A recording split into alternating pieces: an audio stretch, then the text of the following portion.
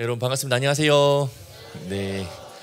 오늘 그 교회를 찾아와서 깜짝 놀랐습니다. 이렇게 너무 이쁘고 아름다운 교회 공동체에 부름을 받았다는 것도 너무 감사하고요.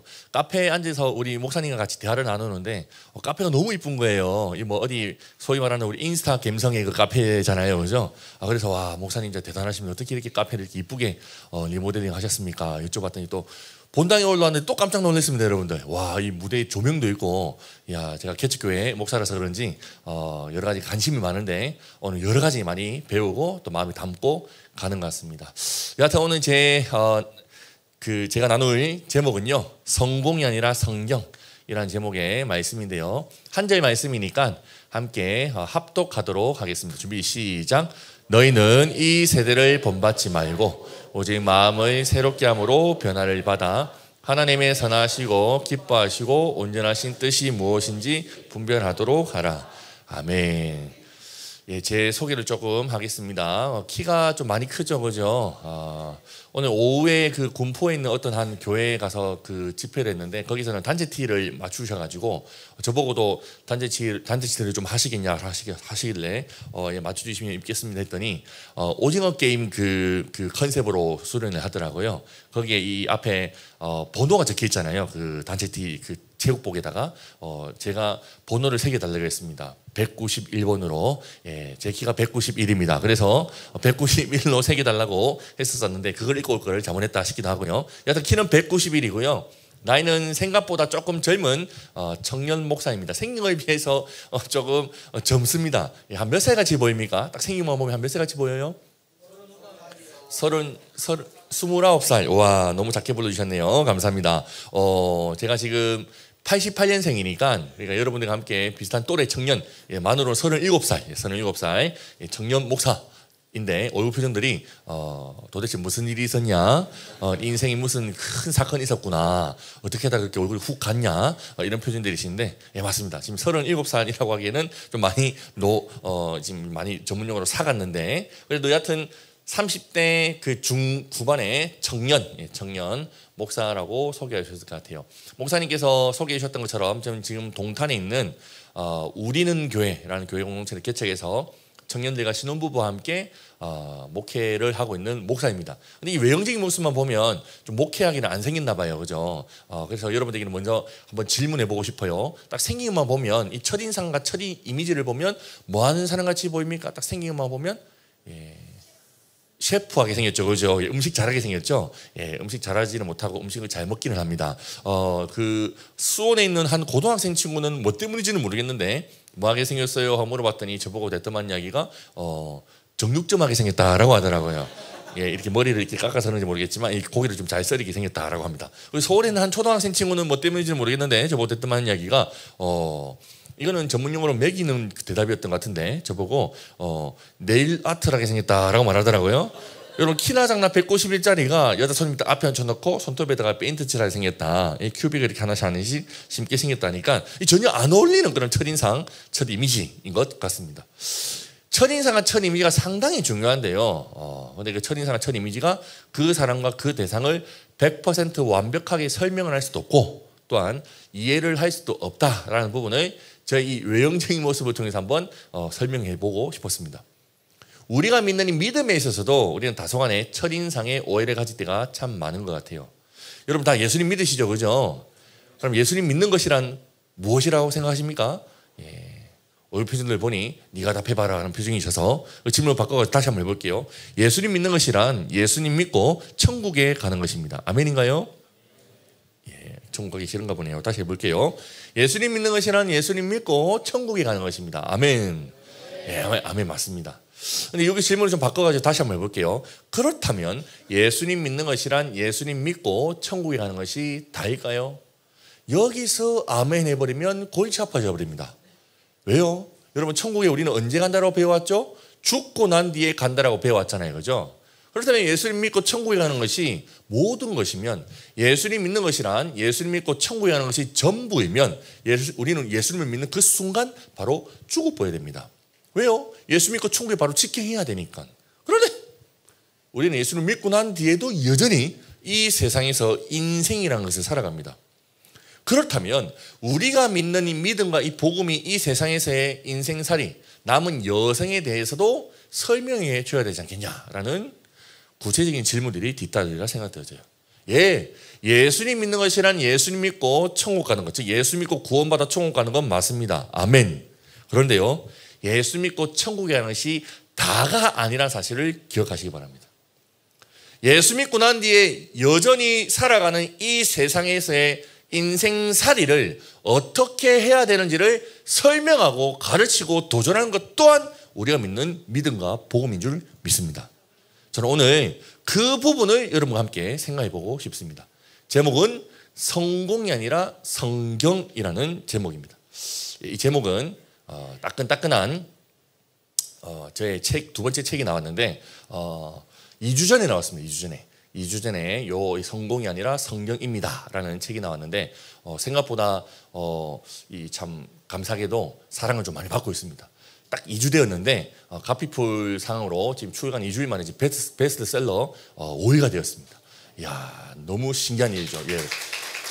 예, 박수만 쳐주시지 말고 나중에 집에 가가지고 가피풀에 들어가서 한 권씩 구입해서 선물도 해주시고 또 읽어도 보시고 하면 좋겠다 싶습니다. 왜 제가 이 책 제목을 성공이 아니라 성경입니다 라고 책 제목을 적었을까요?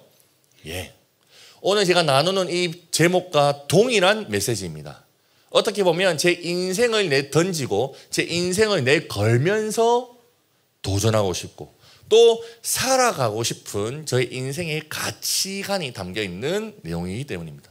제 인생의 목회 철학, 인생의 철학, 삶의 모든 것들이 담겨있는 한 문장이라 한다면 성공이 아니라 성경입니다라는 주제입니다. 여러분과 만나서 교제할 수 있는 은혜를 누리게 되는데요. 오늘도 저의 인생을 건 어떻게 보면 쉽게 말하면 그 18번 설교, 전문 용어로는 초피살기 설교를 여러분과 함께 나누고 싶습니다. 성공이 아니라 성경. 오늘 본 말씀에 의하면 예수님을 믿는 사람은요, 예수 믿고 구원받아 천국 갈 사람들은요, 예수를 믿는 그 순간 무언가의 변화를 추구해야 된다고 가르치고 있습니다. 어떤 변화를 받아야 된다라고 가르치고 있죠? 오직 마음을 새롭게 함으로 변화를 받아야 된대요. 여러분, 예수님을 믿으면요, 자이든 타이든 다양한 변화를 맞이하게 됩니다. 먼저는 종교가 바뀌겠죠. 불교에서 기독교로, 천주교에서 기독교로, 무교에서 기독교로, 이슬람까지는 안 갔겠죠. 하여튼 다양한 종교에서 기독교의 종교의 변화를 가지게 될 겁니다. 그러면 일주일의 유일한 빨간 날이 일요일의 성격이 달라지는 거예요. 일요일에는 늦잠 자고 늦잠 자고 늦잠 잔 날이었는데 주일이 돼버리면 아침 대바람부터 일어나가지고 교회 와서 예배드리고 봉사하고 또 친교를 나누고 하나님을 생각하고 성도들과 함께 사랑의 그 교제를 나누는 시간들로 바뀔 것입니다. 예수 믿기 이전에는 우리가 부르던 노래, 듣던 노래의 장르들이 있었을 거예요. 여러분들 보아하니 대부분 좋아하셨을 만한 노래 장르가 트로트, 트로트였을 것 같은데 잘못했습니다. 트로트가 아니라 뭐 R&B나 힙합이나 발라드와 같은 그런 대중가요들을 많이 듣고 불렀을 거예요. 그런데 예수님을 믿고 예수님을 만나고 나면 우리 함께 불렀던 찬양의 가사와 같은 CCM과 같은 이런 복음성가들을 주로 듣고 부르리라 생각되어져요. 이런 다양한 변화를 자이든 타이든 맞이하게 되고 추구하게 되는데 오늘 본문에서는 어떠한 변화를 받아야 된다라고 가르치고 있죠?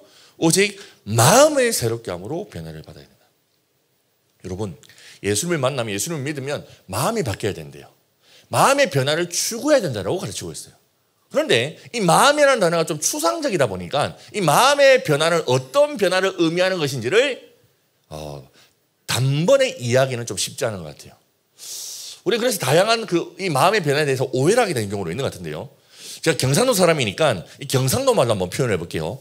이게 이 마음의 변화인지 아닌지 한번 확인해 보십시오. 이 예수 믿고 마음이 바뀌었다는 것은 이 마음이 전문용어로 뜨뜻하이 대파지는 거예요.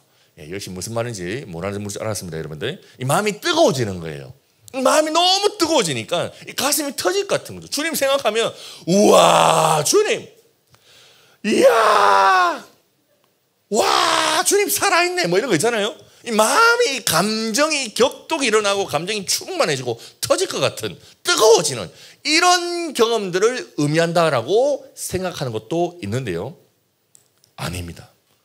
오늘 본문이 기록되었던 그 그리스어, 헬라어 원어를 살펴보면 이 마음이라는 단어는 마음이라고 번역하기보다는 생각이라고 번역하는 것이 더 옳습니다. 2025년을 살아가고 있는 오늘날의 언어로 다시 한 번 더 번역하면 생각보다는 가치관이라고 번역하는 것이 더 옳습니다. 무슨 말입니까, 여러분들? 예수 믿으면 가치관이 바뀌어야 된다는 것입니다. 예수 믿으면 가치관의 변화를 추구해야 된다는 것입니다. 왜 그럴까요? 이 가치관만큼 우리 인생을 좌지우지하는 것이 없기 때문입니다. 나의 가치관이 어떠하냐에 따라서 우리는 삶의 모양과 삶의 열매가 달라지기 때문이죠. 여러분, 가치관이란 무엇입니까? 우리가 인생 살다 보면 A, B라는 그 양자택일 속에서 아니면 A, B, C, D 이런 다자택일 속에서 우리는 우리가 가지고 있는 그 무언가의 가치관에 따라서 선택과 결정을 하게 되고 그 선택과 결정에 따르는 삶의 걸음들을 움직이게 되는 것을 보게 될 것입니다. 그렇게 삶을 걸어가다 보면 그 삶의 열매와 결과가 우리에게 찾아오겠죠. 그 모든 가정에서 이제 출발점이 되는 것이 무엇입니까? 중요한 기준이 되는 것이 무엇입니까? 가치관입니다. 그래서 이 가치관의 변화를 추구해야 된다고 가르치는 거예요. 나의 가치관이 어떠냐에 따라서 우리 삶의 열매와 결과가 달라지기 마련이기 때문이죠. 오늘 본문에 보십시오. 이 가치관을 어떻게 함으로 변화를 받아야 된다라고 가르치고 있어요? 새롭게 함으로 변화를 받아야 된대요. 영어 성경 NIV 버전에 보면 이를 리뉴잉이라고 번역하고 있습니다. 무슨 말이냐면 리모델링이 아니라 재건축이라는 것입니다. 여러분, 리모델링과 재건축의 차이가 있죠. 무엇입니까? 지금 이 베델교회 같은 경우는 리모델링을 한 거예요. 그렇죠? 너무 이쁘게 아름답게 리모델링을 했어요. 리모델링은 안에 있는 내장재, 외장재 정도의 인테리어적 측면의 수정과 보완과 변화를 의미합니다. 재건축은 무엇입니까? 자, 경산도 사람이니까 경산도만 한번 해볼게요. 재건축이란 무엇이냐면 여러분들, 일단 건물 자체를 쉐리마 다테를 부숴야 되는 거예요. 다테를 부숴하고 난 뒤에 건축 폐기물들은 못 와가지고 폐기물 센터에 갖다 버려야 되는 거예요. 그 건축물 폐기물들 다 깨끗하게 정리하고 난 뒤에 집안도 새로 닦고 또 도면도 새로 그리고 기초 공사도 새로 하고 기둥도 새로 세우고 지붕도 새로 씌우고 안에 있는 내장재, 외장재 등 모든 것들을 새로운 것들로 재창조하는 것을 의미합니다. 여러분, 이것이 의미하고 시사하는 바가 무엇일까요? 예수 믿기 전의 가치관은 쉐리마 빼가 갖다 버려야 된다는 거예요. 그런데 우리는 예수님 믿고 난 뒤에 이 가치관의 변화를 어떻게 바꿔가고 있느냐? 리모델링 수준인 거예요. 예수 믿기 전에 가치관은 그대로 둔 채 예수 믿고 난 뒤에 목사님을 통해서 신앙의 선배분들을 통해서 신앙의 동력자들을 통해서 얻게 되는 기독교적 가치관들을 무언가 마치 옵션 마냥 덕지덕지 붙여놓고 살아가는 거예요. 자, 어떤 상태죠? 혼합적인 상태입니다.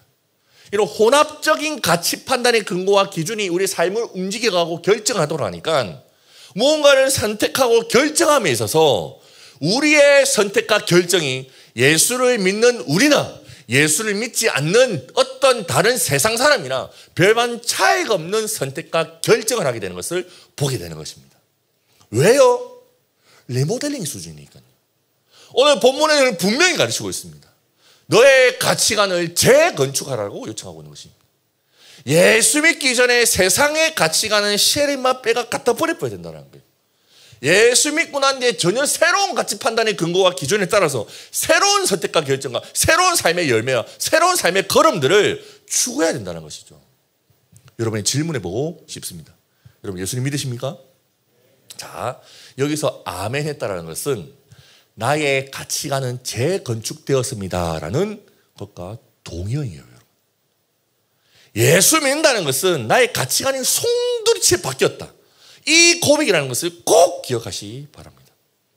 오늘 본문만 있으면 하면 이 가치관이 바뀐 사람의 삶의 노선에 대해서 가르치고 있습니다. 첫 번째 길은 지양하고, 즉 거부하고 저항해야 되고, 두 번째 길은 지향해야 된다. 따라가야 된다. 순종해야 된다. 순응해야 된다고 말하고 있어요. 어떤 길을 지양, 거부해야 된다라고 말씀을 가르치고 있죠. 너희는 이 세대를 본받지 말고. 우리가 살아가고 있는 이 세상은요, 각 시대마다 세대마다 그 세상의 가치관이 있습니다. 가치 체계가 있고 가치 질서가 있습니다. 여러분, 이것을 먼저 거부하라고 요청하고 있습니다. 너희는 이 세대를 본받지 말고.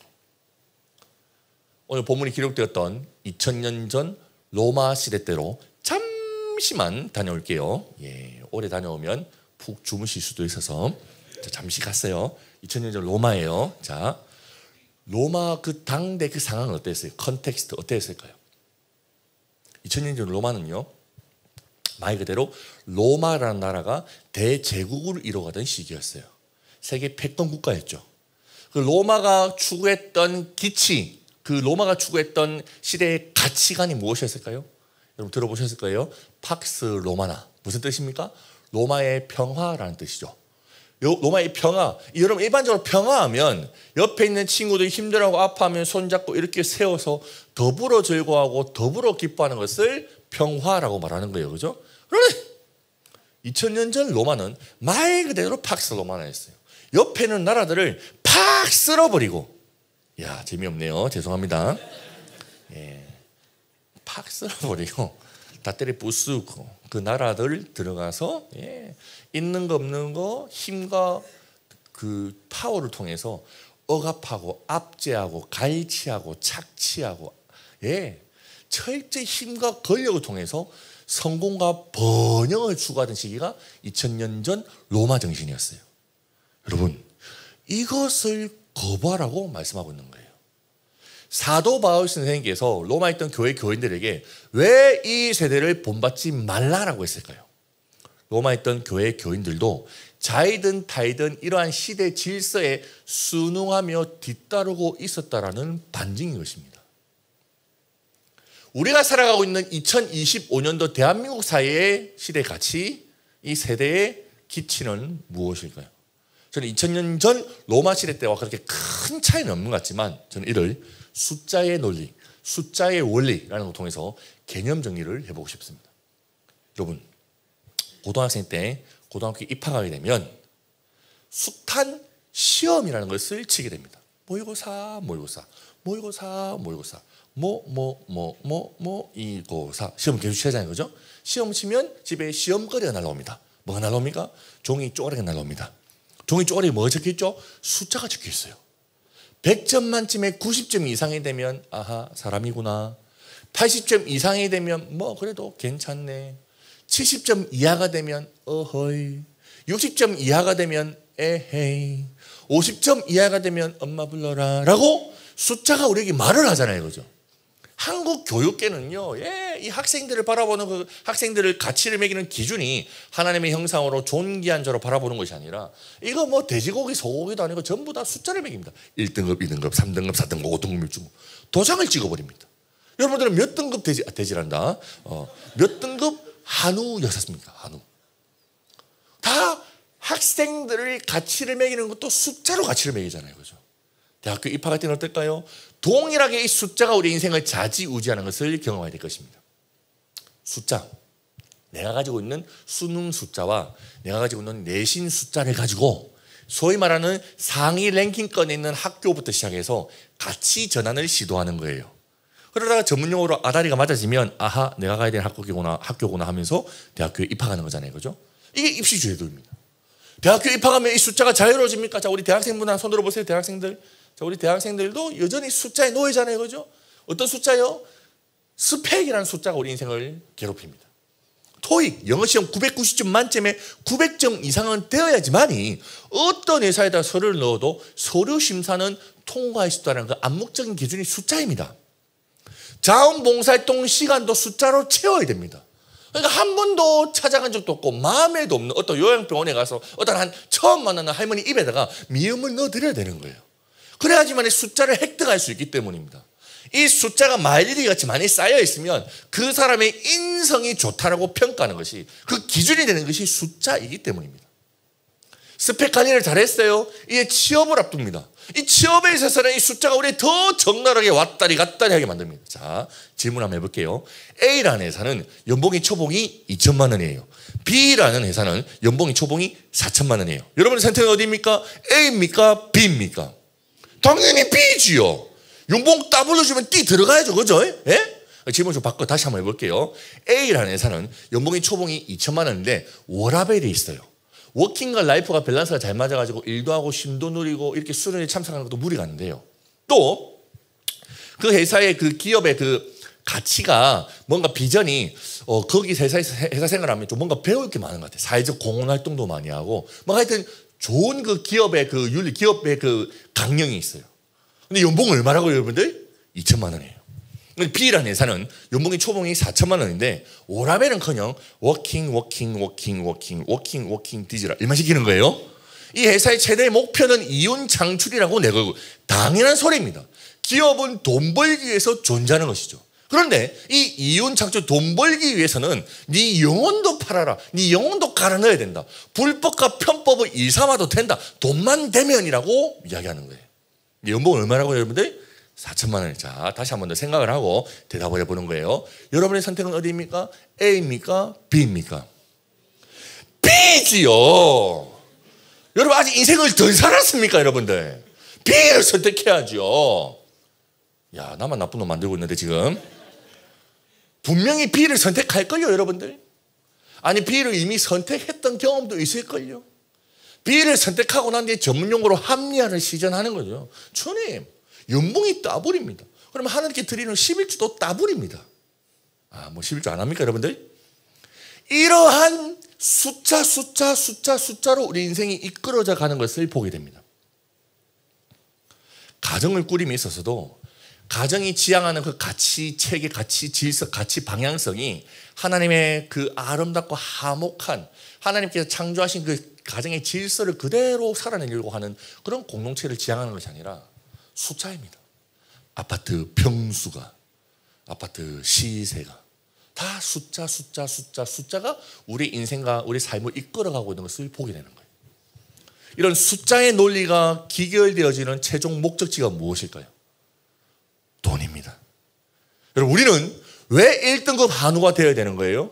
왜 우리는 상위 랭킹권인 학교에 들어가야 되는 겁니까? 왜 우리는 스펙 관리를 잘 해야 되는 거죠? 좋은 회사에 들어가기 위함입니다. 좋은 직업을 가지기 위함이죠. 여기서 말하는 좋은의 의미는 무엇입니까? 돈 많이 주고 돈 많이 벌면 좋은 겁니다. 우리가 살고 있는 이 2025년 이 세상은요, 돈 많이 벌어서 부자 되면 성공했다라고 쳐주는 시대를 살아가고 있는 거예요. 이것이 우리가 거부하고 저항해야 되는 시대의 논리이며 세상의 가치 체계라는 것입니다, 여러분들.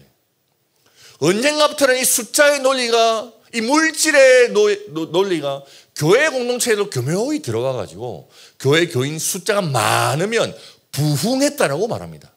교회에 헌금이 많이 들어오면 예산이 성장했다고 말합니다. 특별히 어떠한 성도님 중에서 아니면 어떠한 집사님 중에서 열심히 일하거나 또 아니면 또 뭔가에 투자를 해가지고 돈을 많이 벌면 하나님께서 축복하셨다고 말하는 거예요. 심지어 그런 사람들에게 이 마이크를 던져주고 간증까지 하도록 만드는 것이 우리가 살아가고 있는 2025년도 오늘날의 세태입니다. 여러분, 이것을 거부하라는 것입니다. 이것을 저항하라는 것입니다, 여러분들. 이러한 시대 질서, 이러한 시대 가치를 저항하는 것에서부터 새로운 삶과 청년 그리스도인들이 살아낼 방향성을 찾을 수 있는 것입니다. 그렇다면 우리 그리스도인들이 가치관이 전복되어 가치관이 재건축된 그리스도인들이 살아내야 되는 길은 어떤 길입니까?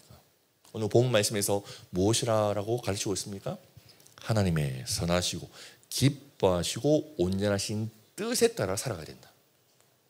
예수를 믿는다는 것은, 예수 믿고 구원받았다는 것은 하나님의 백성, 하나님의 자녀가 되었다는 것이죠. 정체성이 바뀌었습니다. 그러면 하나님의 백성, 하나님의 자녀이니 우리 주인 되시고 우리 왕 되시는 우리 아버지 되시는 하나님의 뜻에 따라서 살아가야 되는 것입니다. 그러니까 하나님의 뜻을 오늘 본문 말씀 따라 어찌 분별해낼 줄 알아야지 그 뜻에 따라서 살아갈 수 있는 거 아니겠어요? 그죠? 그런데 우리 이 뜻을 어떻게 알아낼 수 있는 겁니까? 저 어디 산쿠티 올라가가지고 기도 앞에 있는 소나무 딱 잡고 흔들어 제끼는 거예요. 주여 당신의 뜻을 보이소서. 당신의 뜻을 듣기로 원합니다. 당신의 뜻이 보이기를 원합니다. 막 이렇게 기도하면은 주님께서 뭐 그 뜻을 알려주실까요? 예, 알려주십니다. 고마하고 내려가라 라고 말씀하실 거예요. 예, 우리가 열심히 기도하고 부르실 때 주님께서 당신의 뜻을 우리 마음 가운데, 성령께서 우리 마음 가운데 뭔가 감동으로 음성으로 다가오기도 하십니다. 그런데 이때의 하나님의 뜻이라는 것은 다소 불완전한 거예요. 왜냐고요? 우리의 생각과 우리의 재성이 개입되기 마련이기 때문이죠.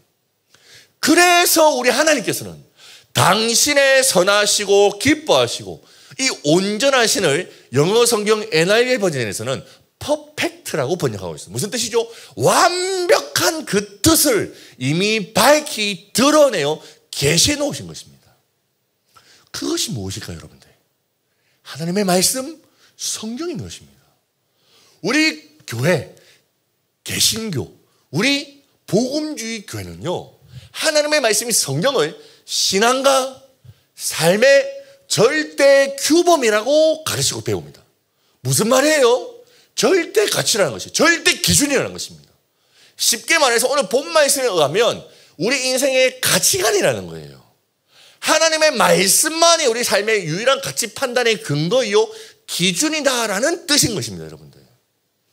우리 그리스도인들은 세상이 가르치는 그런 세상의 이야기가 아니라, 세상의 논리가 아니라 저 세상 하늘나라에서 이미 밝히 드러내어 계시해 놓으신 하나님의 말씀 성경에 따라, 성경 말씀에 따라 인생을 살아가고 뒤따라가야 될 줄 믿습니다.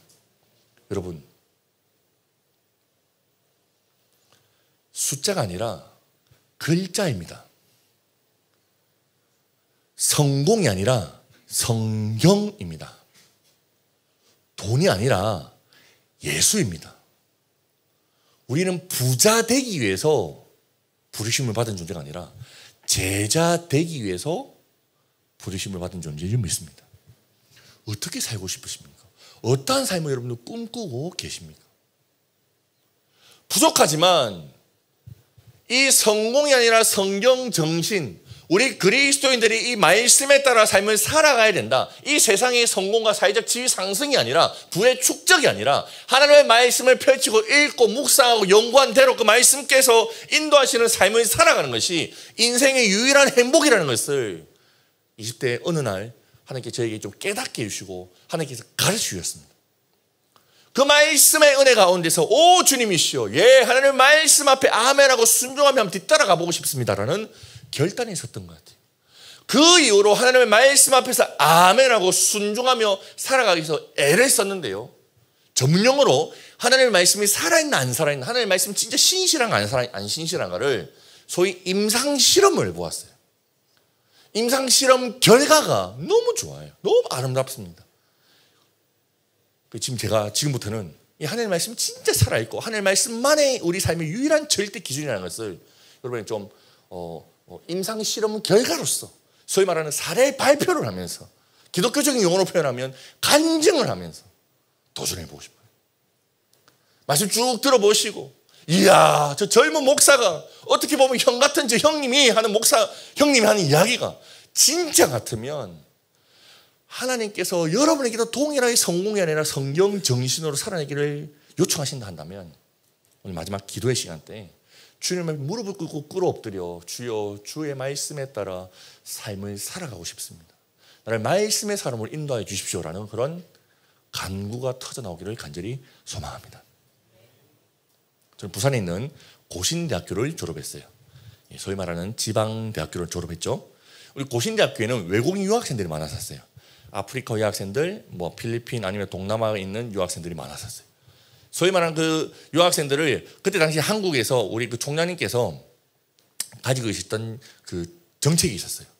선교지에 있는 유학생들을 초대해서 장학금을 주고 공부를 시켜서 다시 본국으로 선교사로 파송하는 것이 총장님의 선교 정책이었던 거예요. 그래서 외국 유학생들이 참 많이 들어왔었어요. 이 외국 유학생들에게 저는 언젠가부터 치킨도 사주고, 치킨도 사주고, 치킨도 사주는 일을 했었습니다. 이유는 제가 치킨을 좋아했어요. 기왕 사주는 거 나도 같이 먹으려고 치킨 사주는 일을 했었던 거예요. 근데 이 외국 유학생들을 제가 치킨도 사주고 피자도 사주고 같이 놀고 교제했던 이 일이 시작점이 무엇인 줄 아십니까? 불쌍해서, 외로워 보여서, 쓸쓸해서일까요? 아닙니다. 하나님의 말씀이 기준이었어요. 대학교 3학년 어느 날 기숙사에 앉아가지고 성경책을 펴는데 이런 말씀이 눈에 들어오는 것입니다. 거류민이 너희 땅에 걸어요 함께 있거든. 자기같이 사랑하라. 이 말씀을 읽고 고개를 들어 오른쪽을 보니 제 기숙사 룸메이트가 흑인 형님이셨던 거예요. 어허이. 거류민이 너희 땅에 걸어요 함께 있거든. 자기같이 사랑하라 하시는데 이 말씀 읽고 옆에 보니 누가 있다고요? 거류민인 외국 유학생 흑인 형님, 밀톤 형님이 앉아있는 거예요. 그날 이 말씀이 저에게 어떻게 다가왔을까요? 주현아, 니만 치킨 사 먹지 말고 치킨 사서 같이 나눠 먹으라고 말씀이 도전하시는 거예요. 그래서 치킨 사 먹을 것 형님이랑 같이 치킨 사 먹으며 같이 교제를 시작했어요. 돈 모아가지고 용돈 모아가지고 형님 생활비 좀 보태세요. 책이라 좀 사보세요 하면서 한 돈 10만 원씩 15만 원씩 이렇게 지원을 하면 형님은 그때 아이들이 그 본국에 있었기 때문에 그 돈을 다시 은행을 통해서 송금도 하고 그런 스토리들을 보게 되는 거예요. 외국 유학생들은 이 말씀 때문에 순종하기 시작했던 겁니다. 거류민이 너희 땅에 걸어요 함께 있거든. 자기같이 살아가라. 하나님께서 유난히 친밀하게 교제하게끔 했던 흑인 유학생 누님들이 계십니다. 저기 제일 오른쪽에 있는 형제는 23살의 송주연 청년입니다. 예, 잘못했습니다. 저 때는 좀 사람이었는데 훅 갔습니다. 그래서 바로 옆에 있는 자매는 지금 제가 같이 살고 있는 우리 마누라입니다. 잘못했습니다. 제 왼쪽에 있는 누나는 르완다에서 공부하러 왔던 제인이라는 누나입니다. 우리 와이프 옆에 있는 누나는 우간다에서 공부하러 왔던 로다라는 누나이고 저기 흰색깔 스타레폴 옷을 입은 저 누나는 탄자니아에서 공부하러 왔던 자 여러분들 오해하지 말고 들으세요. 근데 저 누나 이름이에요. 이름이 뭐냐면 야 이거 하면 안 될 것 같아요. 이거 골치 아프네 이거. 우리 뒤에 또 2층에 또 우리 근사님 집 장로님들 계셔가지고 하면 안 될 것 같은데. 자 진짜 이상하게 쳐다보기 없게 하겠죠. 저 누나 그냥 이름이에요. 본명이에요. 본명. 이름이 뭐냐면 야 이거 하면 안 될 것 같은데 진짜 골치 아프네. 어떻게 하지? 잘못 잡혀가는데 이거. 야 이거 여러분 지금 제가 지금 어그로 끌고 있는 게 아니고 진짜 이거 이름이 지금 입 밖에 내기가 좀 민망한 이름이어서 그래요. 진짜 이상하게 쳐다보기 없깁니다. 알겠죠? 약속. 저는 이름이 뭐냐면 시파라고 합니다. 벌써 이상하게 쳐다볼 줄 알았어요. 보세요. 저기 본명이잖아요. 본명이 이제 습한 거예요. 나는 학교에서 누나를 만나도 반가운 척을 할 수 없었어요. 제가 그때 고신대학교 총학생회장이었는데 기독교 교육학생이었는데 길 지나가다가 외국인 유학생 만나고 반갑다고 손 흔들면서 헬로 시파 하면 이 뭔가 욕쟁이 같잖아요. 외국인 유학생한테 뭐 욕하는 사람 같이 보이면 안 되니까 다른 이름 없나 싶어서 알아봤더니 라스트 네임도 너무 재밌어요. 뭐라 적혀있어요? 마징가. 이 뭐 마징가 Z도 아니고 이름이 습한 마징가입니다. 나 살면서 이렇게 이름 부르기 힘든 사람은 처음이었어요. 하나님께서 시파 누나까지 친밀하게 교자도로 만들어 가시더라고요. 제 대학교 4학년 생일이었습니다. 생일날에도 우리 외국 유학생들 초대해서 식사를 대접하고 자 질문입니다 여러분들. 생일날에는 선물을 받아야 돼요? 줘야 돼요? 받아야죠. 생일이 어떤 날입니까 여러분들? 1년 중에 유일하게 합법적으로 금품을 갈취할 수 있는 날이 생일이에요. 생일날에 선물을 빨아 당겨야 되는 거예요. 예? 생일 선물 안 주는 놈들은 이름 적어놨다 나도 안 주잖아요. 그죠? 또 이상하게 쳐다보네요. 그죠? 예? 이 생일날 선물을 받아야 되는 날이에요. 그래? 생일 한 일주일 전에 또 성경을 읽는데 이상한 말씀이 눈에 들어오는 거예요. 주는 것이 받는 것보다 복되다. 생일 선물 받아야 되는데 이상하게 적혀있네. 주는 것이 받는 것보다 복이 있다. 와 하나님 너무 하신다. 그죠? 하필이면 그 말씀을 생일 언저리에 읽게 했던 거예요. 그래서 그 말씀에 아멘하고 순종함으로 제 생일날 제 생일에 불구하고 제 생일 선물을 직접 사서 제 생일 선물을 이 작은 머그컵을 포장까지 해가지고 외국 유학생들에게 하나씩 전달했던 기억이 납니다. 미친 짓이죠. 근데 여러분 이 작은 머그컵에 이 생일날 순종했던 작은 순종이 얼마나 크고 아름다운 열매로 맺히게 되는지 기대하시기 바랍니다. 대학교를 졸업할 때쯤 될 때 진로에 대한 고민이 찾아오는 거예요. 앞으로 어떤 일을 해야 될까? 하나님 나라를 위해서 서원했는데 즉 하나님께서 이끄시는 삶을 살고 싶은데 하나님 나라를 위해서 주의 종으로 살고 싶은데 어떤 사역을 해야 될까? 어떤 일을 해야 될까? 그런 고민이 찾아오는 거예요. 도서관에 가서 책도 읽어보고 선배님들 찾아가서 상담도 해보고 교수님께 어떻게 삶을 살아가면 좋을까요? 이렇게 또 코칭도 부탁드리고 답이 없어요. 그러다 기도실에 앉아가지고 성경책 딱 펴주시고 말씀 또 읽어나가기 시작하는데 이상하게 말씀이 저에게 가슴 후배 파면 제 가슴 속에서 뭔가 요동치게끔 했던 말씀이 있었어요. 오직 선을 행함과 서로 나누어 주기를 잊지 말라. 하나님께서는 이 같은 제사를 기뻐하시느니라. 저는요 우리 외국인 유학생들만 돕고 섬겼던 것이 아니라 대학생 때부터 달동네에 계시는 독고 노인분들, 부산역에 계시는 노숙인분들을 찾아뵙고 섬기는 그런 봉사활동들을 해왔었습니다. 그런데 하나님께서는 이 말씀을 통해서 저에게 도전하시는 거예요. 주연아, 봉사활동이 아니라 이제는 사역으로 했으면 좋겠다는 마음을 주시더라고요. 특별히 저는 이 나눔이라는 글자의 이 가치의 이 말씀의 매료되었습니다. 아니 말 그대로 소위 꽂혀버렸습니다. 저는 이 말씀에 따라서 제 인생의 7년을 20대 6년 7년을 헌신하기에 이릅니다. 나눔 커뮤니티라는 비영리 단체를 만들어서 서로 나누어 주는 것 일을 기뻐하는 청소년 청년 예수쟁이들과 함께 달동네에 계시는 독거노인분들, 부산에 계시는 노숙인들을 찾아뵙고 섬기기 시작하는 거예요. 예, 함께 울고 웃으며 어렵고 힘든 이웃들의 친구 또 가족, 손주가 되어드리는 일을 했었습니다. 이 이야기, 이 사역의 이야기도 참 재밌는 게 많은데 오늘은 시간 관계상 생략하기도 하고 이 사진을 띄워놨더니 어떤 한 중학생 친구가 질문을 하시더라고요. 누가 노숙이네요? 라고 물어보더라고요. 예. 제가 얼굴이 훅 갔던 거는 20대 때 이렇게 노숙인 아저씨들이랑 뒹굴어서 그런 거예요. 이거 좀 짧게 이야기 말씀드리면 이 노숙인분들을 좀 기양 도와드릴까 좀 제대로 도와드리고 싶은 거예요. 여러분 어떻게 해야 될까요? 그분들의 마음을 직접 알아보고 싶은 거예요. 어떻게 해야 되겠냐 이 말이에요, 여러분들. 노숙자가 돼야 되는 거예요. 그래서 제가 노숙자까지는 될 수 없으니 노숙 생활을 같이 했어요. 아이씨들 그 술판 벌리고 있으면 같이 앉아가지고 이야기 듣고 있으면 아이고 신참아 왔나? 돈 좀 있나? 아, 돈 좀 있어요. 안주 좀 사와봐라 하면 빵 셔틀 해드리고 예, 술 따라드리고 그분들의 이야기 애한을 들어가는 겁니다. 노숙인분들이 여러분들이 밤에 주무실 때쯤 되면 어딘가에서 박스떼기를 여기 사진처럼 박스를 다 구해오세요. 어디다 숨겨놨는지 그 박스를 다 깔고 주무시는 거예요. 저는 신참이니까 박스가 없잖아요. 박스 없이 그냥 바로 땅바닥에 누워봤습니다. 죽을 뻔했습니다. 여러분 이 박스가 왜 필요한지 아세요?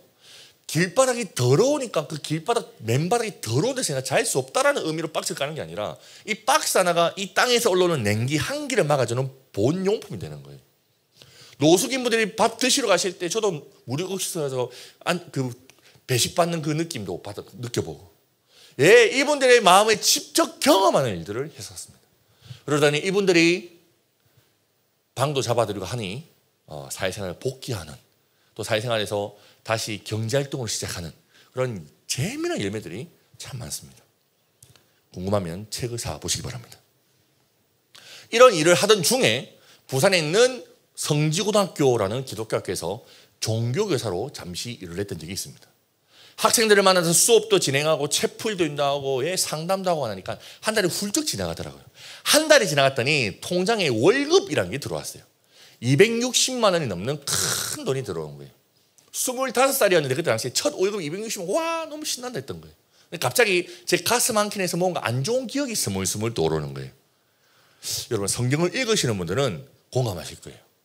성경 곳곳에는 봐서는 안 되는 구절들이 있습니다. 저 중학교 2학년 때부터 매년 성경을 1독 이상씩 통독해 나가고 있는데 성경을 한 고등학교 3학년 때쯤에 이상한 말씀을 읽게 되었어요. 그런 말씀이 보이면 어떻게 해야 됩니까 여러분들? 어허이 에헤 아이고 하나님 참 이상한 거 적어놨네요. 요래 해야 되잖아요, 그죠? 근데 쉴 데 없이 은혜를 받아버렸어요. 그 은혜 받고 하나님 앞에서 약속을 했던 말씀이 이날 되새겨지고 기억이 되살아나는 거예요. 어떤 말씀이었냐? 초소산물은 하나님께 드려야 된다는 거예요. 제가 고등학생 때 하나님 앞에서 약속할 때에는 첫 월급이 한 100만 원 정도밖에 안 될 줄 알았어요. 근데 260만 원이 넘는 큰 돈이 들어오니까 고민과 갈등이 되는 거라. 그래서 제 와이프에게 그때 제 여자친구죠. 이 고민을 토로했습니다. 은비야 이거 어떻게 해야 되노? 260만 원에 이름도 아니고. 제가 그때 깨달은 것이 있습니다. 자매 잘 만나야 된다는 걸 깨달았어요. 이 자매가 지 일이 아니라고 막 말하는 거예요. 나쁜 여자였습니다. 지 돈 아니라 이거죠, 여러분들. 하나님하고 약속했으면 약속을 지키세요라고 말하는 거예요. 나쁜 여자였어요. 이 자매님의 말씀에 아멘 했다 하기보다 제가 고등학생 때 하나님 앞에서 약속을 했던 대로 저는 이 첫 소산물을 하나님께 올려드리고자 염소를 사기로 했습니다. 생토마타 그죠? 우리 하나님도 뭐 지금도 구약시대 하나님도 아니고 번제를 받으시는 것도 아닌데 왜 염소가 필요하겠어요? 이 염소를 아프리카의 선교용품으로 보내기로 한 거예요. 이런 일들을 세이브 치드런 컴패션 기아 대책과 같은 NGO 단체에서 많이 하는데 이상하게 제가 직접 일을 해보고 싶은 거예요. 미쳤다 그죠? 말도 안 통하는데 어떻게 제가 일을 직접 할 수 있겠어요? 뭐 비행기 타고 날아가가지고 전통시장에 염소 보이면 염소 딱 그 바디랭킹 해야겠죠?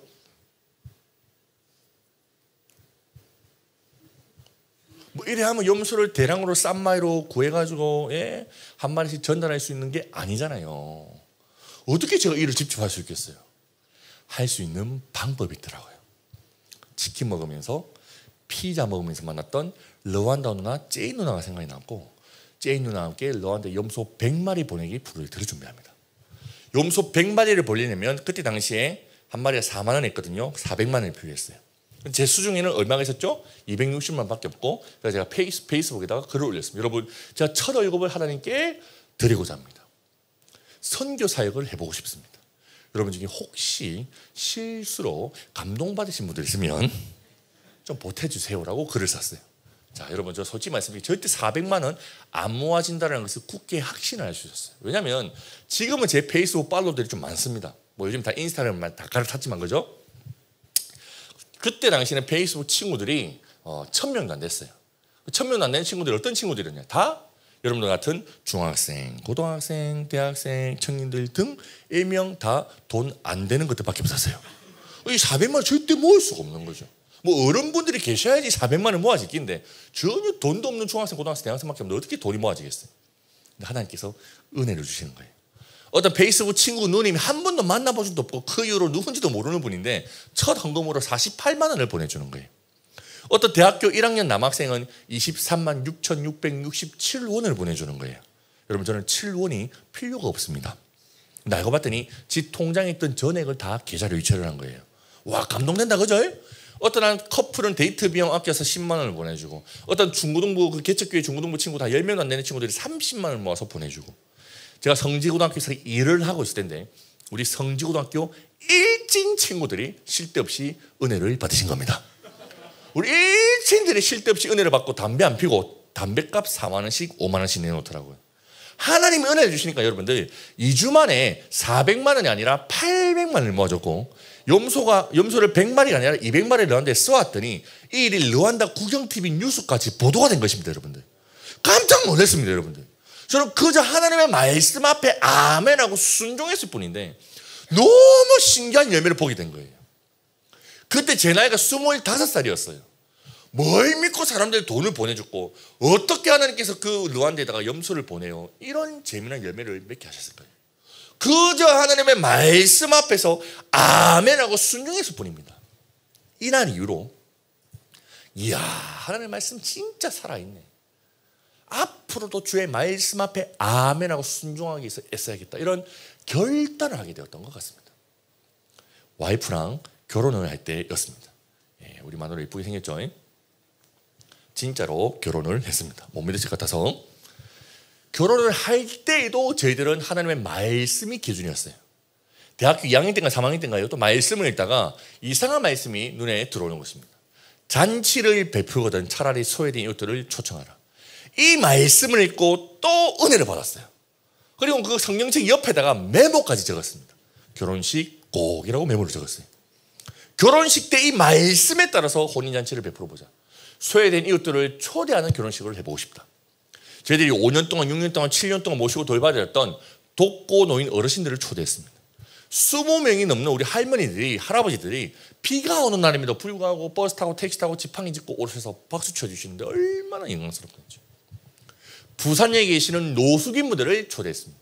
삼촌 저희가 드디어 결혼을 합니다. 결혼식 때 와주에 있어. 우리 그때 같이 봉사로 오던 그 자매 있죠. 예쁘게 생긴 자매랑 결혼하니까요 하면서 그 찌라시란다 그 뭐고 그 청첩장을 나눠드리고 그러니까 우리 삼촌들이 한 분, 두 분 찾아오시더니 30명이 넘는 우리 노숙인 할아버지, 삼촌, 이모들이 찾아오셔서 그날 당일 결혼식 식사를 다 거덜내 주셨습니다. 여러분 이런 결혼식 보셨습니까? 이것은 결혼식인가 무료고식인가? 저희 결혼식 때에는 축가가 없었고 축사 시간이 있었는데 축사를 누가 주셨냐? 우리 독거 노인분들이 영상 편지를 주셨어요. 어떤 할머니가 이런 말씀하셨던 거죠. 이 여성이 얼마나 외롭고 쓸쓸하든지 그냥 빨리 그냥 죽었으면 좋겠더라고요. 왜 나한테 날이 이렇게 빨리 안 오는가 그런 한탄하고 있었습니다. 그때 아무도 찾아오지 않는 우리 집에 이 부부가 찾아왔습니다.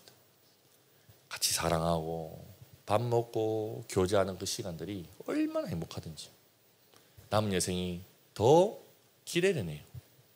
이 부부도 더 행복하리라 저는 믿습니다. 기도합니다. 결혼식이 간증 집회가 된 거예요. 저희 고모가 결혼식을 다녀가시고 난 뒤에 언젠가 저한테 이런 말씀하셨어요. 주연아, 내 평생 수많은 결혼식을 다녀봤는데 이런 결혼식은 처음 봤다 이거야. 너희 집안이 교회 다니는 건 알고 있었는데 이야 예수쟁이들은 좀 다르더라 야 라고 말씀하시더라고요. 여러분 예수쟁이들은 무언가 좀 달라야 됩니다. 그 다름의 결정짓는 기준이 무엇일까요? 하나님의 말씀인 거예요.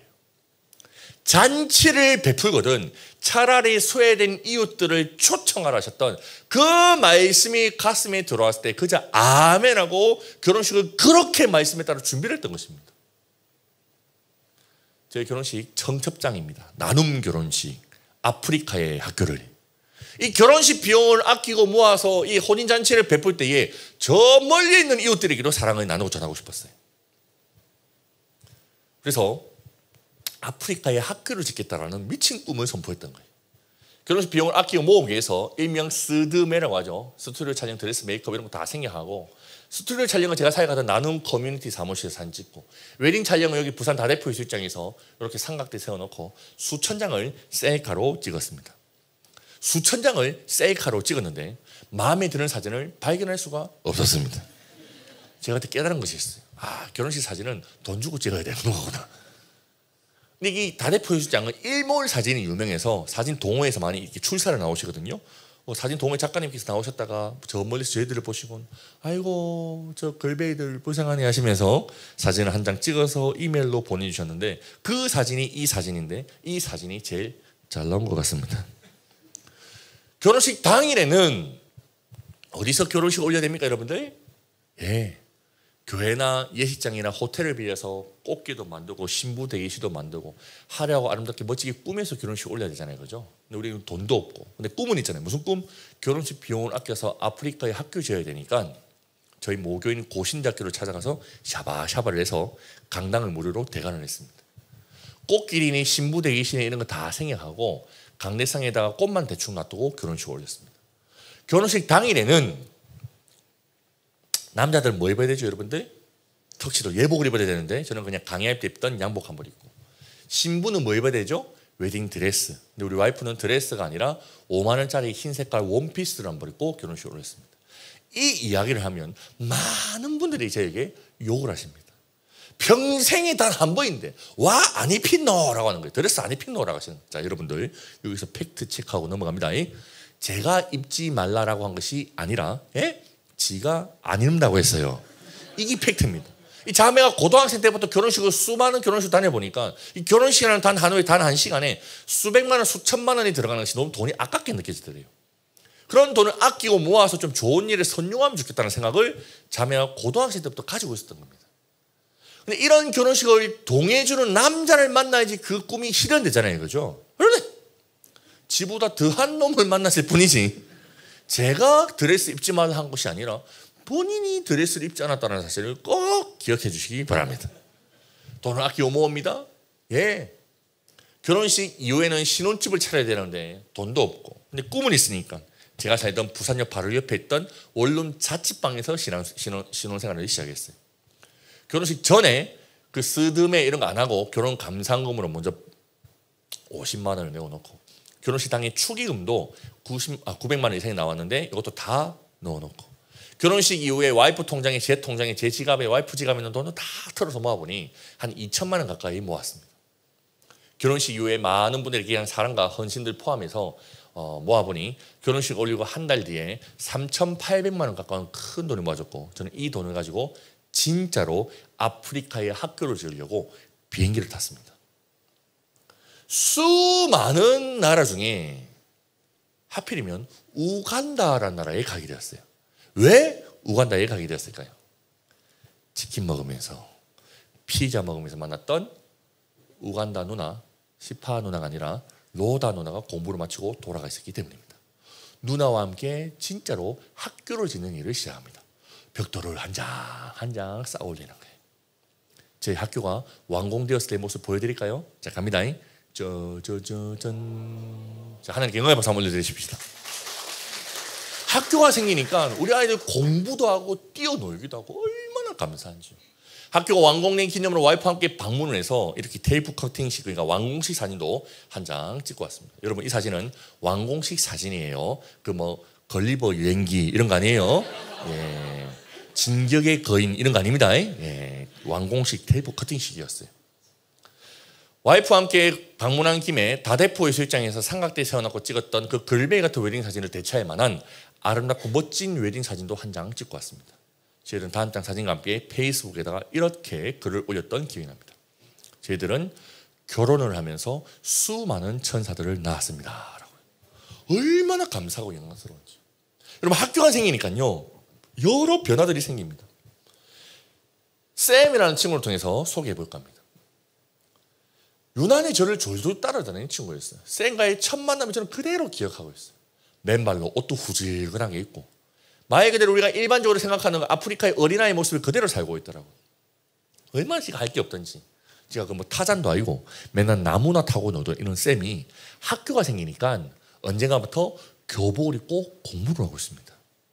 자세히 보시면 공부를 하는 건지 자는 건지 모르겠지만 우리 쌤과 같은 친구들이 우간다 어번던트 그레이스 스쿨 풍성한 학교에 지금 학교 사역이 지금 10년이 되었어요. 매년 200명 이상이 공부를 해나가고 있어요. 작년에 오랜만에 우간다에 방문을 했습니다. 우리 학교 짓고 난 뒤에 매년 방문해서 선교 사역을 감당해 왔었는데 코로나 기간 때에 갈 수가 없었기에 한 4년 만에 우간다에 방문했었어요. 얼마나 귀하고 복된 시간이었는지.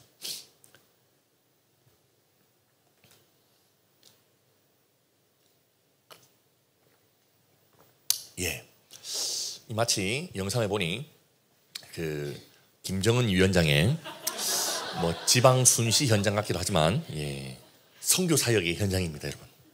아이들 만나서 예배도 드리고 채플 때 설교도 하고 율동도 하고 춤추고 이런 시간들을 보내니까 하루 종일 시간이 너무 잘 가는 거예요. 행복한 거죠. 그러니 그 숙소로 이제 돌아가려고 하는데 학교에 웬 다 큰 청년이 저를 찾아왔더라고요. 누구였을까요? 쌤이었어요. 보시면 PPT 한번 클릭해 주시겠어요? 예. 이만큼이나 커 있는 거예요. 초등학생이 이제 19살 되었습니다. 쌤이 저에게 이런 이야기를 합니다. 선생님, 너무 보고 싶었어요. 선생님이 오셨으면 지금 제가 있겠습니까? 선생님 오셨다는 소식 듣고 하던 일도 제쳐두고 달려왔습니다. 선생님, 학교 지어주셔서 너무 감사해요. 뭐 이런 이야기를 하는 거예요.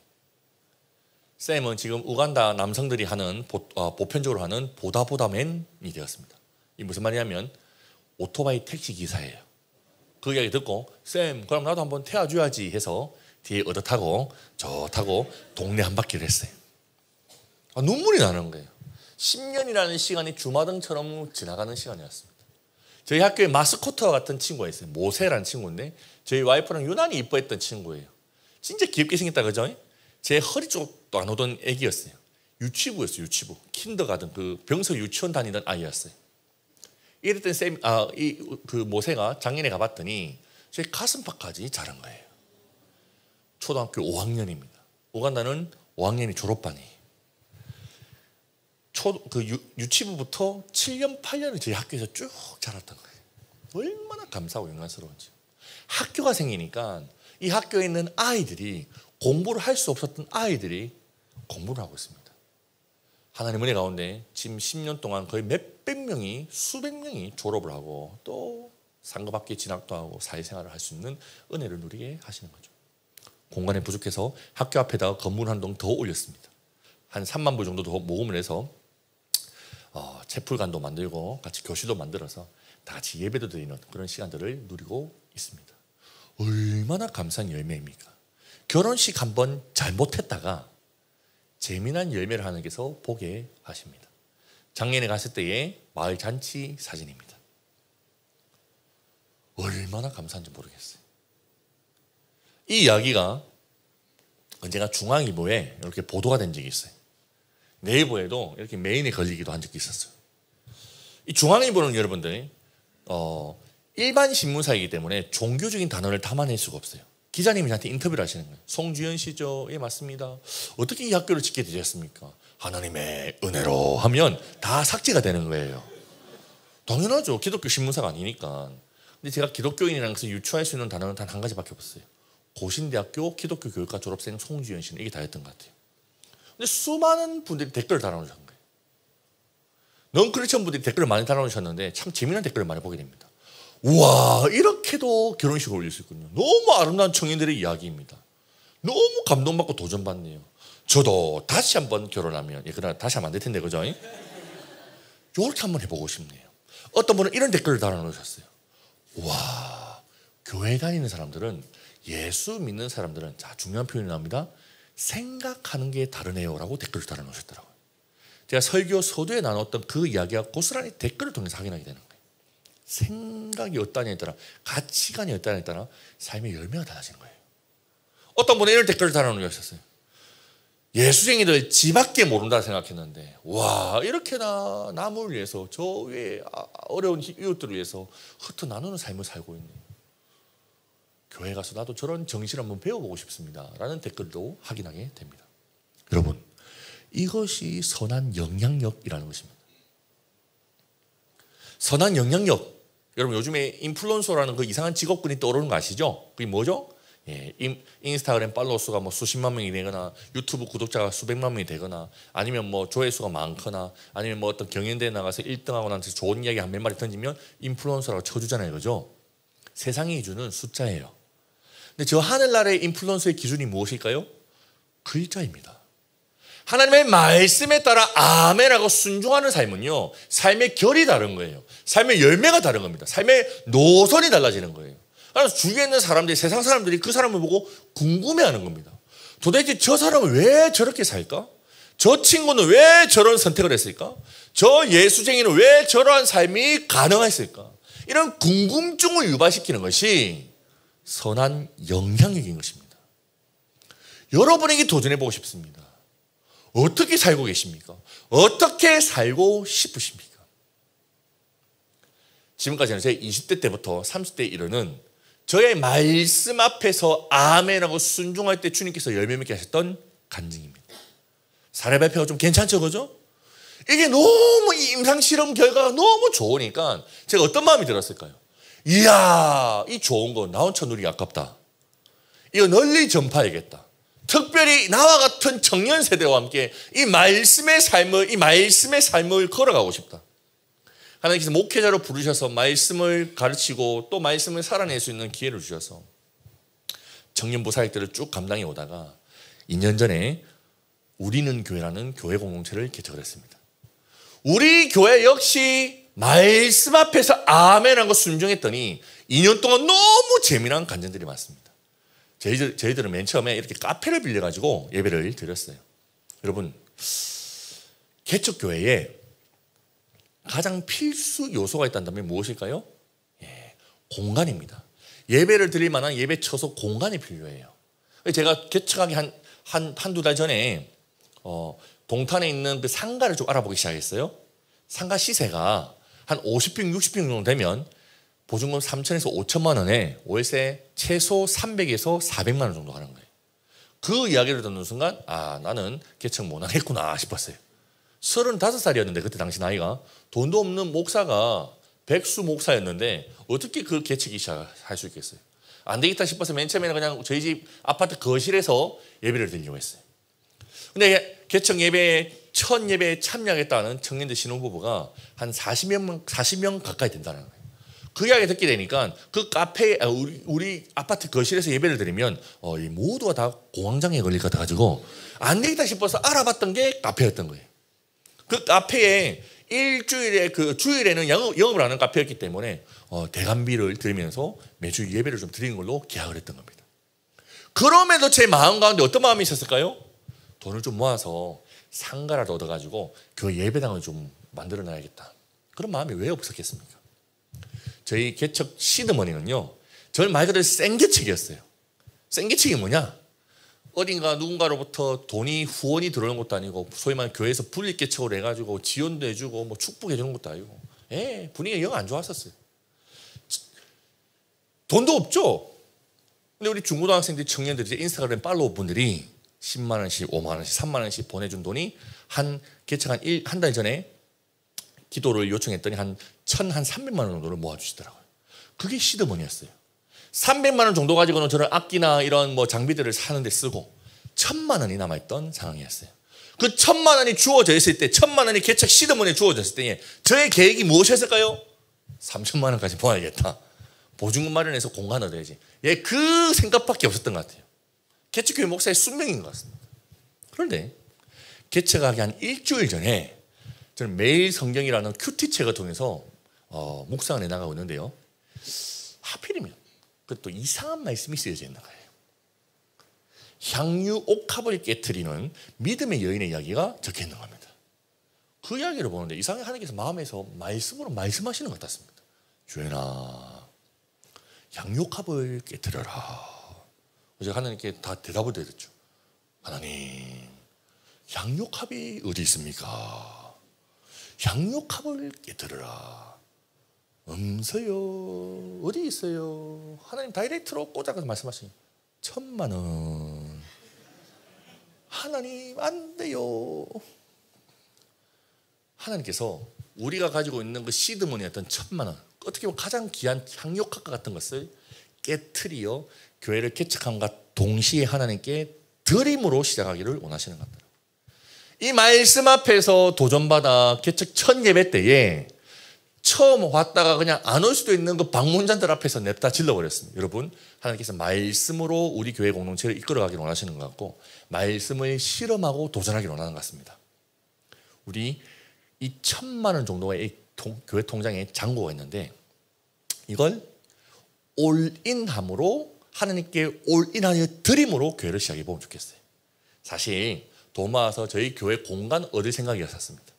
하나님께서 우리 교회 공간이 아니라 하나님 나라의 공간을 얻기를 원하시는 것 같습니다. 제가 아프리카 우간다에 학교 지어서 사역하고 있는 거 아시죠? 우리 교회 개척하면서 선교지에 학교나 교회 지으면서 교회를 개척해 보십시다. 3,000만 원을 우리 모읍니다. 모아서 선교지에 하나님 나라의 공간을 먼저 올인합시다. 이게 개척 첫 예배의 마지막 결단이었습니다. 4개월 동안 하나님 은혜 가운데 3,000만 원을 모아지게 하셨습니다. 그 3,000만 원을 가지고 이제 학교나 교회를 지으면 되는 거예요. 그죠? 그런데 저희 교회에 어려움이 찾아왔습니다. 예배를 드리던 이 카페에서 사장님이 저한테 잠시 호출을 하시더니 목사님 죄송합니다. 왜 그러십니까 사장님? 이 장사가 안 돼가지고 이 카페를 내놨는데 매매가 되었어요. 다음 달부터는 대관하기 아마 어렵지 싶습니다. 그럼 새로운 사장님이랑 제가 좀 대화를 나눌 수 없을까요? 아마 어렵지 싶습니다. 왜 그러십니까? 업종이 바뀝니다 라고 하시는 거예요. 어떻게 바뀌길래요? 바가 됩니다 라고 하시더라고요. 아이고 술집 대포 진짜 예배 못 드리겠네. 한 달 뒤면 예배를 드리는 공간에서 나와야 되는 상황이었어요. 자, 여러분의 선택은 어떻게 해야 되겠습니까? 아니 합리적인 선택은 무엇일까요? 3,000만 원은 이미 통장에 모아져 있습니다. 그러면 그 3,000만 원 가지고 보증금 내고 우리 공간 얻어서 예배 드리며 헌금 모아서 나중에 하나님 나라를 위해서 공간 확장을 위해서 선교지의 학교나 교회를 지으면 되는 거잖아요. 그죠? 그런데 하나님께서 또 그때 말씀을 통해서 우리 교회 공동체에 찾아오셨어요. 너희는 먼저 그의 나라와 그의 의를 구하라. 이 말씀이 찾아오는데 어떻게 도망갈 수가 없는 겁니다. 너희는 먼저 그의 나라와 그의 의를 구하라. 3,000만 원 가지고 우리 교회 공간 얻어야 되는데 먼저 하나님 나라 공간에 헌신하기를 다시 한 번 더 재차 요청하시는 거죠.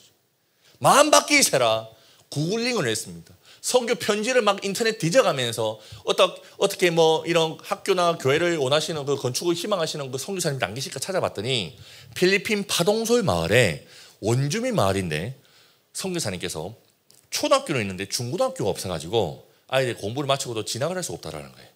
원주민 동네다 보니까 원주민을 향한 그 나라에서 그 정부에서 나온 그 부지가 있다고 하는 거예요. 그 부지에 건축 그 자재비만 있으면 원주민 아버지들이 직접 노동을 해가지고 학교를 직접 지을 수 있다는 거예요. 2천만 원만 보내주면 된다는 거예요. 와, 그래, 먼저 보내드리자. 마음 바뀌세라 2천만 원을 송금을 해드렸습니다. 나중에 추가적으로 한 500만 원도 계속 달달이 하면서 한 돈 3천만 원 이상 우리가 학교 짓는데 헌신을 하긴 했습니다. 이렇게 선교지에 가서 직접 벽돌을 쌓으며 학교를 짓는 일을 시작했습니다. 개척 4개월 만에.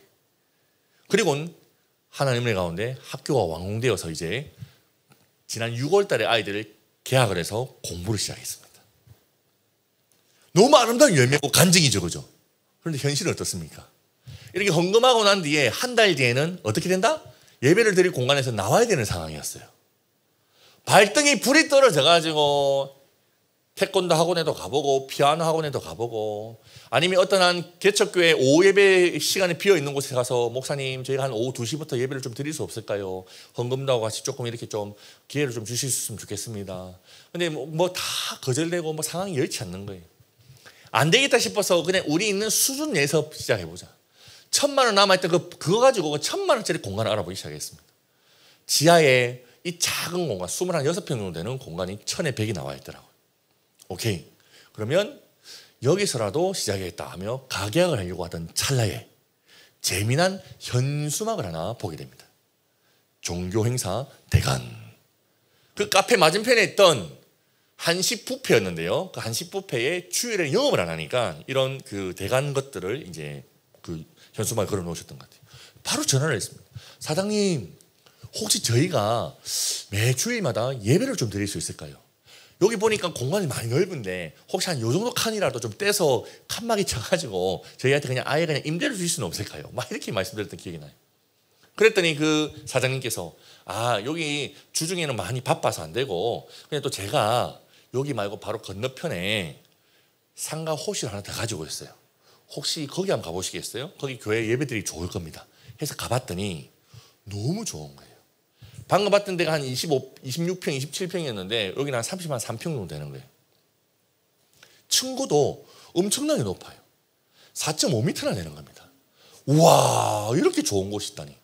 사장님, 저희가 여기서 매주 예배를 좀 드릴 수 있을까요? 계약을 하고 싶은데요. 혹시 가격이 어떻게 할까요? 2천에 180이라는 거예요.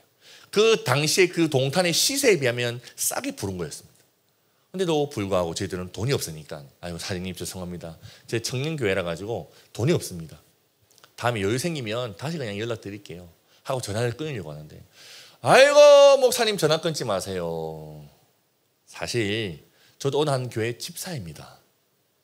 제가 이 상가를 분양받을 때 하나님 앞에서 나름 기도했던 것이 있어요. 하나님 이 공간에 교회가 들어와서 예배가 드려지면 좋겠습니다 라는 기도를 했다는 거예요. 목사님 앞에 상가 받던 것이 얼마라고 했죠? 1,000에 100입니다. 그럼 목사님 그렇게 내고 들어오시죠 라고 말씀하시는 겁니다. 너희는 먼저 그의 나라와 그의 의를 구하라. 그리하면 이 모든 것은 너희에게 더하시리라. 이 말씀이 신실하게 응답되어지고 신실하게 이루어지는 것을 우리는 교회 공동체의 은혜의 놀라운 열매 간증입니다. 우리는 교회 공동체 형제자매들 진짜 말 그대로 말씀 앞에 아멘하고 순종하는 여정을 살아가려고 애를 쓰고 있습니다.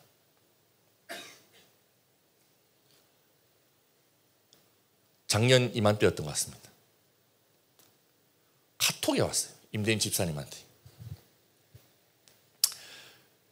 여러분 임대인분에게 카톡이 오면 바로 읽어야 됩니까? 천천히 읽어야 됩니까?